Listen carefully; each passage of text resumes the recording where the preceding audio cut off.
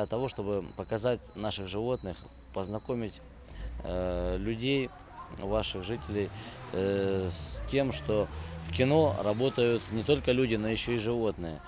И вот сегодня мы приехали в детский дом сделать немножко, ну как-то сказать, приятное, какое-то разнообразие внести в быт детей, чтобы они познакомились и видели вживую этих экзотических животных. У нас и питон, и лама. Собачек, понятно, видели, но вот такие животные, свиньи маленькие, домашние, мини-пиги.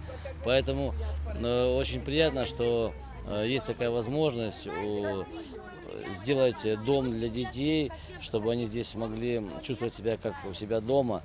И мы можем приехать, показать своих животных, познакомить с творчеством. Мы стараемся сделать фильмы с животными больше, чтобы их смотрели, знали о них. И вот сегодня мы здесь знакомим с нашим творчеством детей.